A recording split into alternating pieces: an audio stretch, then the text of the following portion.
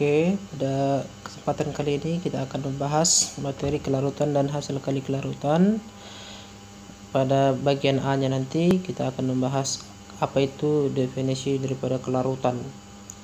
Kelarutan simbolnya S karena berasal dari kata solubility ya, yang artinya kelarutan. Kelarutan itu menyatakan jumlah maksimum zat yang dapat larut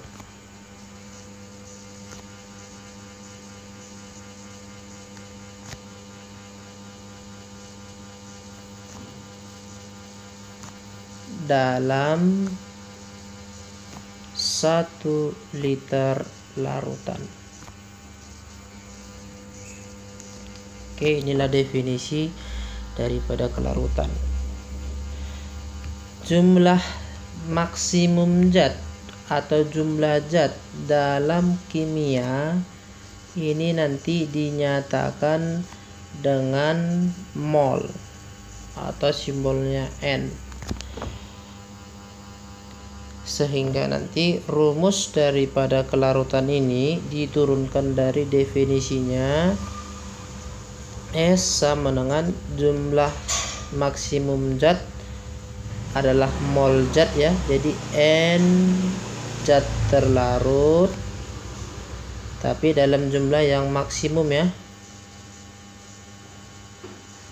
dibagi dengan dalam itu dibuat per 1 liter larutan itu menyatakan volume, maka N per V larutan, satuannya nanti liter.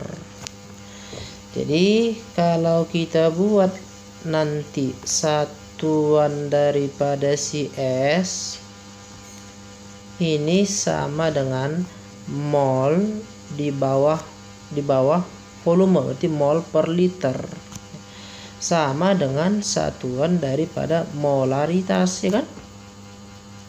Sehingga rumus untuk mencari S ini nanti dapat juga digunakan rumus polaritas gram per mr ya. Ini nanti dalam jumlah yang maksimum dikali dengan 1000 per volume, tapi di sini satuannya sudah mililiter. Volume larutan dalam satuan mililiter. Jadi inilah nanti rumus kelarutan yang kita gunakan dalam perhitungannya.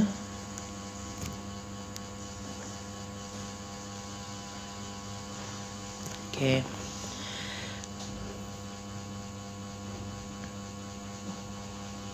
Kemudian yang berikutnya kita buat dalam larutan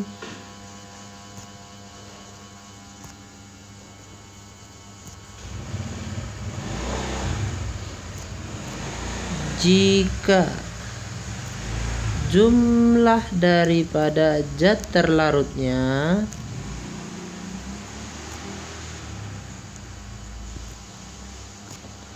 sudah dalam kondisi maksimum,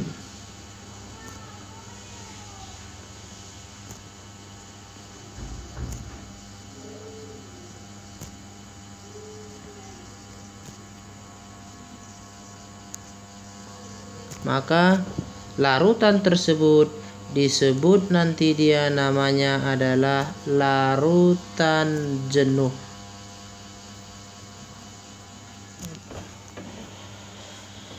Itu dia ya, arti larutan jenuh. Karena sering nanti dalam soal menggunakan bahasa larutan jenuh. Jadi larutan jenuh ini jika jumlah zat terlarutnya sudah dalam kondisi maksimum. Oke, kita ambil soal untuk menentukan kelarutan ya. Contohnya ini.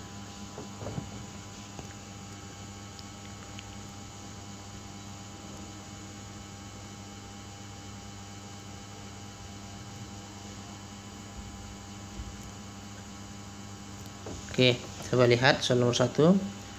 Sebanyak 1,435 kali 10 pangkat minus 5 gram AgCl dapat larut dalam 1 liter larutan. Yang ditanya adalah kelarutan. Kelarutan itu simbolnya adalah S-nya, ya kan? S. Maka kita buatlah nanti penyelesaiannya. Rumus untuk mencari S tadi apa? S sama dengan gram terlarut ya per mr di yang maksimum nih ya kali 1000 per volume larutan, satuannya mililiter. Jadi tinggal masukkan aja nanti 1,435 kali 10 pangkat minus 5 ya per mr AgCl. Untuk mr AgCl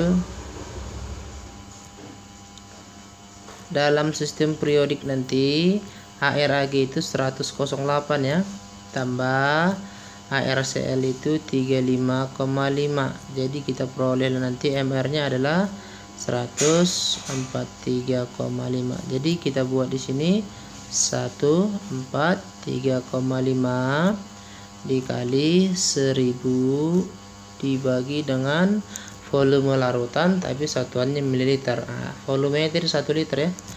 Maka di sini ubah ke mililiter jadi 1000, habis dia. Maka tinggallah nanti 1,435 kali 10 minus 5 per 143,5. Ini sebenarnya bisa habis ya. Habis tinggal di bawah 100. Jadi nilainya S nya nanti sama dengan 1 kali 10 pangkat minus 5 dibagi dengan 100.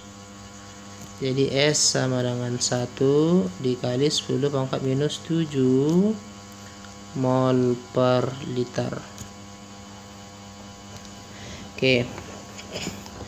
Kemudian yang berikutnya kita buatlah dulu apa arti nilai S. Ya. Jadi arti nilai S. Nilai S nanti ada dua dia. Yang pertama bisa bernilai besar, bisa bernilai kecil. Kalau S-nya besar artinya zat tersebut dia mudah larut. Kalau dia S-nya kecil berarti zat tersebut sukar larut. Kalau dia sukar larut itu menyatakan zat tersebut mudah membentuk endap atau mudah mengendap. Sedangkan jika dia mudah larut, maka kebalikan mudah adalah sukar. Kebalikan larut adalah mengendap. Jadi mudah larut artinya sukar mengendap. Jadi itulah dia arti nilai S. Jadi kalau dalam soal nanti zat berikut yang paling sukar mengendap, maka carilah yang S-nya paling besar ya. Oke.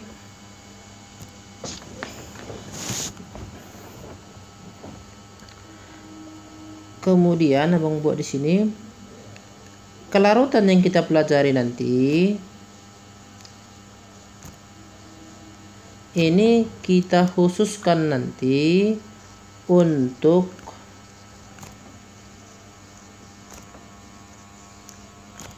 zat elektrolit. Tetapi elektrolit tersebut sukar larut. Contoh garam yang sukar larut, elektrolit ya, basa yang sukar larut. Jadi itu dia kelarutannya khusus untuk elektrolit yang sukar larut. Kemudian masuk kita poin yang kedua, poin yang B-nya mengenai hasil kali kelarutan.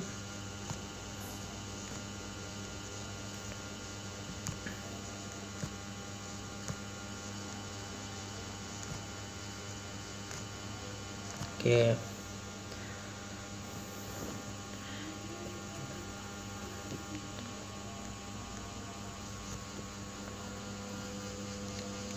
Dalam larutan jenuh,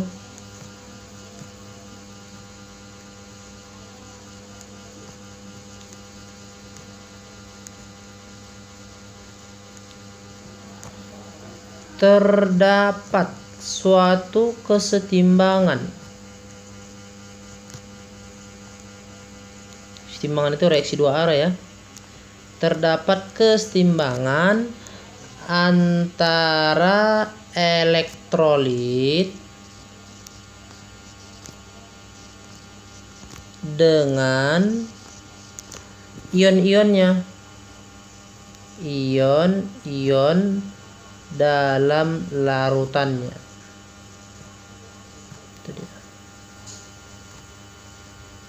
Jadi nanti kita buat reaksi dua arah antara elektrolit dengan ion-ion si elektrolit itu.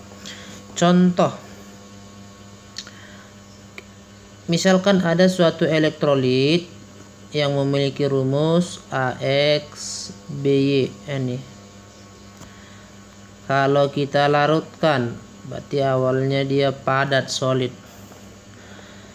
Terjadi nanti kesetimbangan pada saat kondisinya sudah jenuh ya. Nih, menjadi ion-ionnya. Untuk mengionkan AX/BY ini, maka langkah pertama, oke, kalau kita lihat X ini, X itu menyatakan apa?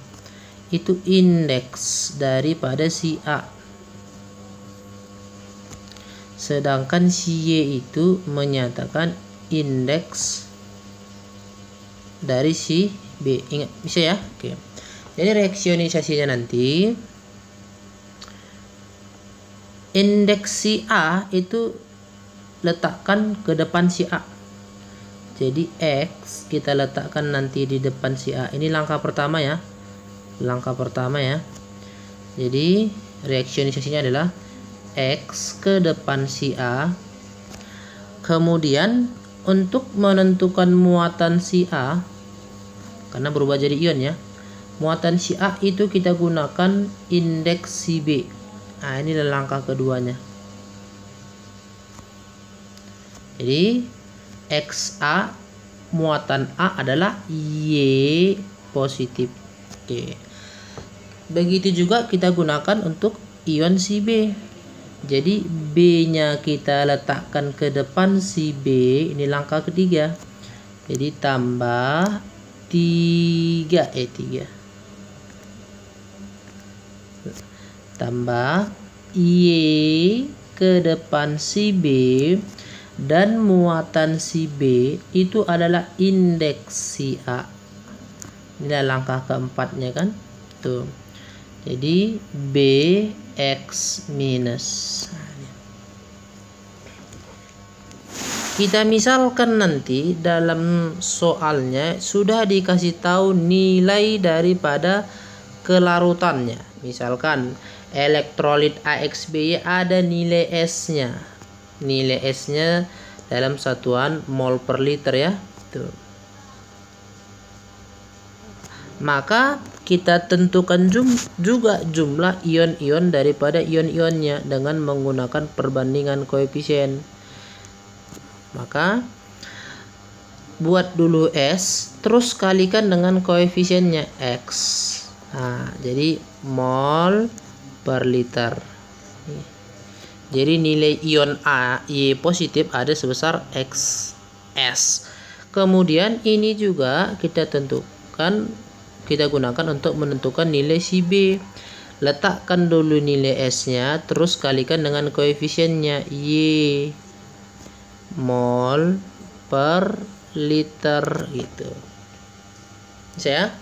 Kemudian karena dia reaksi kesetimbangan, maka berlakulah prinsip KC. KC sama dengan konsentrasi yang di ruas kanan masing-masing nanti dipangkatkan dengan koefisien dibagi dengan konsentrasi zat yang di ruas kiri dipangkatkan dengan koefisien itu. Ingat, dalam rumus KC nanti yang kita gunakan hanya zat yang berwujud gas dan yang berwujud aquos itu. Kalau zat yang berwujud solid nanti tidak kita masukkan ke dalam rumus. Jadi coba perhatikan ruas sebelah kiri. Zat yang di sebelah kiri dia berwujud solid padat.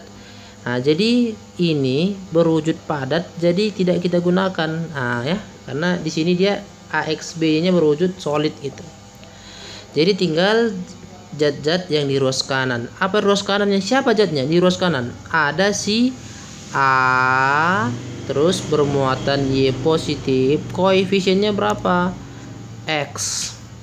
Dikali dengan siapa lagi yang di ruas kanan? Zatnya B X minus, ya kan, pangkat koefisiennya berapa? Y. Ini saya, jadi itulah rumus KC nya. Kalau kita masukkan nanti nilai-nilai zatnya, KC sama dengan berapa nilai si AY positif? Ada sebesar X pangkat dengan koefisiennya X, ya kan. Terus dikali BX minus, berapa nilainya? Ada sebesar YS, ya kan, yang ini ya. Nih. Jadi BX minus itu nilainya ini ya. A Y positif nilainya ini ya. Itu dia. Dipangkatkan dengan koefisiennya Y. Jadi kalau kita selesaikan ini, X, bentuk matematikanya ya, X pangkat X, terus S pun dipangkatkan X, masing-masing kita pangkatkan X ya. Terus YX yang pangkat Y kita pangkat ke masing-masing, Y pangkat Y, ya kan, operasi matematikanya ya, S pangkat Y. Nah, ini itulah KC nya. Terus lagi KC nya nanti bisa kita sederhanakan.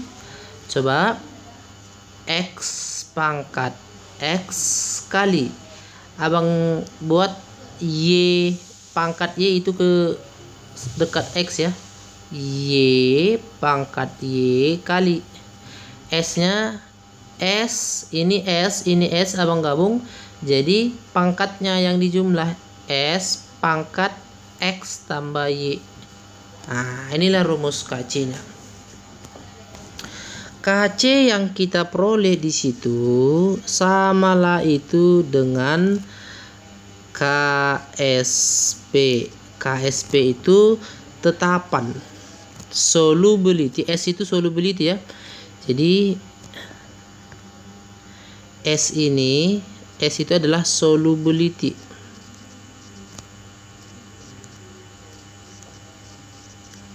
P itu adalah produk. Jadi tetapan, kelarutan, produk. Samalah itu dengan hasil kali kelarutan. Kenapa hasil kali kelarutan? Karena di sini yang kita kalikan kan antara kelarutan ion yang di sebelah kanan. Tuh, jadi kelarutan ion yang di sebelah kanan adalah kelarutan produk ya. Jadi KC samalah dengan KSP. Jadi kita perolehlah nanti rumus KSP sama dengan konsentrasi. Siapa masukkan yang di sini tadi? X pangkat X. Konsentrasi ya, tapi tinggal masukkan aja nilainya. X pangkat X dikali Y pangkat Y dikali kelarutannya, cuman dipangkatkan X tambah Y. Nah, itulah rumus mencari hasil kali kelarutan yang simbolnya adalah KSP.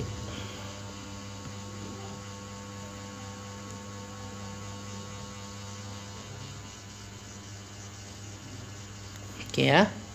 Jadi intinya memang kita harus tahu mengionkan elektrolitnya gitu. Kemudian tinggal kita gunakan rumus KC-nya atau KSP-nya gitu. Contoh, kita ambil ini contoh yang pertama.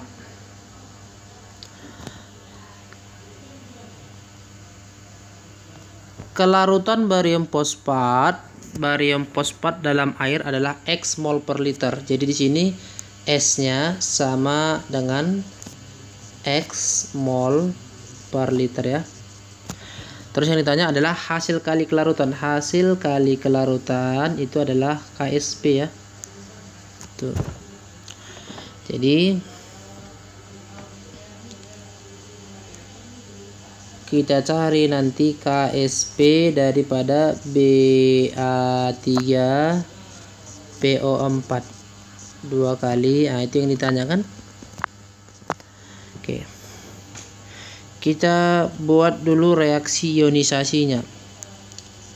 Ba3PO4 kalau dia dilarutkan berarti awalnya padat, dia mengalami kesetimbangan menjadi 3 ke depan si Ba, muatan si Ba adalah yang positif 2 nih.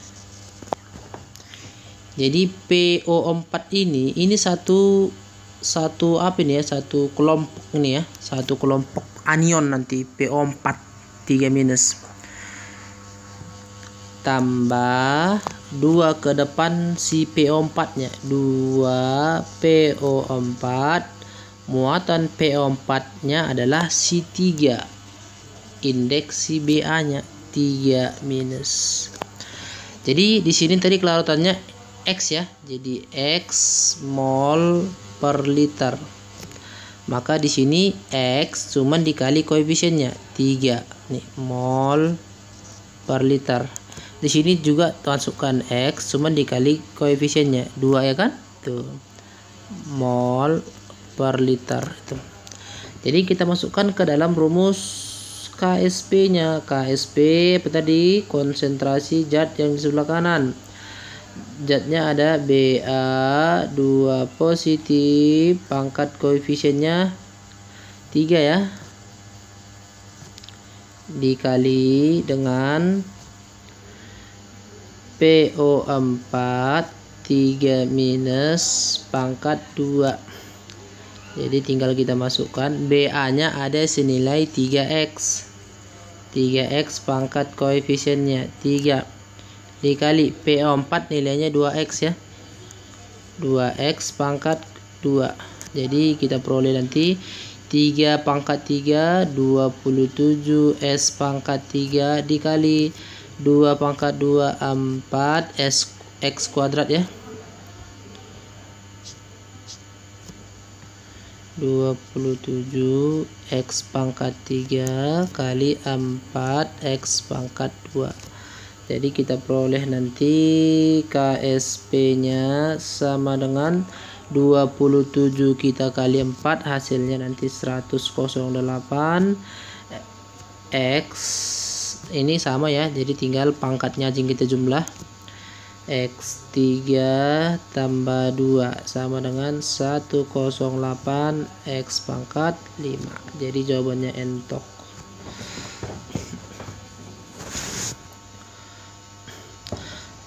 Sebenarnya ada cara lainnya, cara lain untuk menentukan KSP.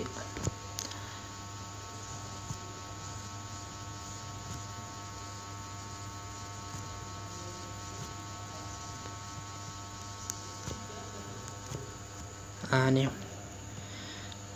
Dan ini nanti kayaknya lebih simple ya, cara lain dalam menentukan KSP.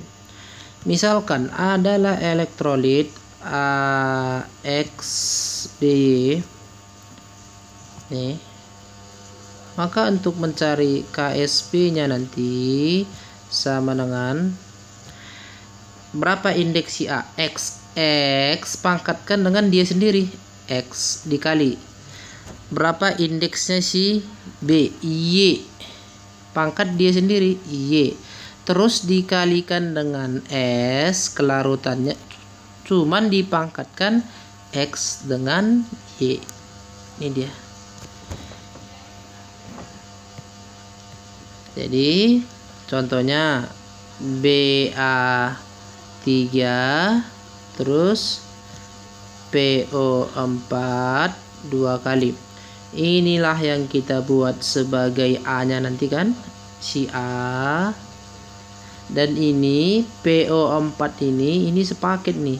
Itulah kita buat B-nya. Tuh. Jadi X-nya nanti ada 3 ya kan nih. Dan Y-nya ada 2 nih. Jadi untuk mencari KSP-nya ini,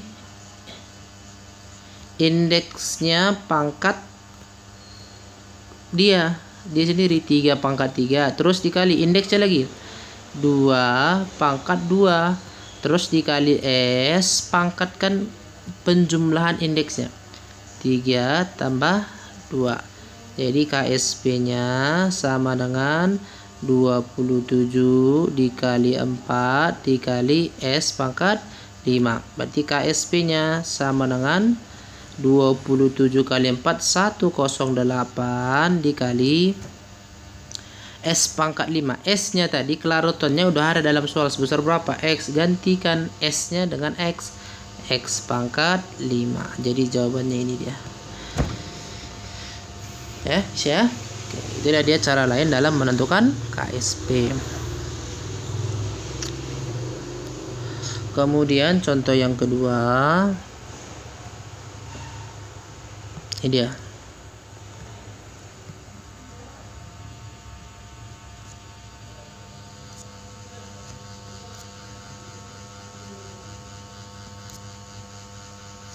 Oke. Kelarutan PbI2 dalam air adalah ada S-nya. S PbI2 dalam air sama dengan 1,5 kali 10 pangkat minus 3 mol per liter ya. Yang ditanya adalah KSP-nya, hasil kali kelarutan. Oke, kita gunakan cara yang dasarnya ya. PbI2 kalau kita ionisasikan, ya gimana ionisasikan ini? Jumlah Pb kan 1 nih, berarti 1 ke depan, 1 Pb, muatan Pb adalah indeksnya si I, 2 pos tambah indeksnya si I adalah 2 ke depan si I, muatannya I adalah indeksnya si B, berarti si PB ya, berarti minus, tapi jadi minus ya. Ini dia reaksi ionisasinya, ini aquos, ini aquos. Jadi ini nilainya berapa? S ya kan, S mol per liter ya kan. Oke, ini juga S, ini jadi 2S gitu. Jadi kalau S-nya tadi sama dengan 1,5 kali 10 pangkat minus 3, maka ini pun sama ya, 1,5 kali 10 minus 3, maka ini 2 kali 1,5 dikali 10 pangkat minus 3, terus sama dengan 3 dikali 10 pangkat minus 3 kan. Tidak. Jadi masukkanlah apa rumus KC-nya. Konsentrasi kanannya Pb2 positif dikali dengan I minus dipangkatkan dengan 2. Pb-nya ada sebesar 1,5 dikali 10 pangkat minus 3 dikali I minusnya 3 kali 10 pangkat minus 3 dipangkatkan 2, berarti sama dengan 1,5 dikali 10 pangkat minus 3 dikali 3 pangkat 2 adalah 9 kali 10 minus 6. Pangkat dipangkatkan dikali dia kan itu. Jadi kita peroleh nanti 1,5 kali 9 adalah 13,5 kali 10 pangkat minus 9. Itulah KSP nya, atau samalah ini dengan 1,35 kali 10 pangkat minus 8. Jadi jawabannya ayam ya. Kalau kita gunakan cara lain tadi,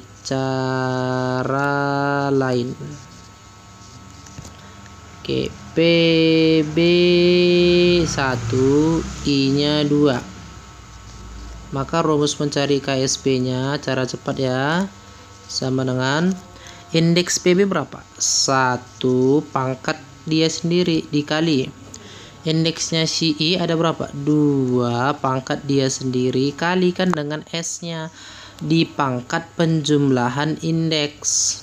Ini dia.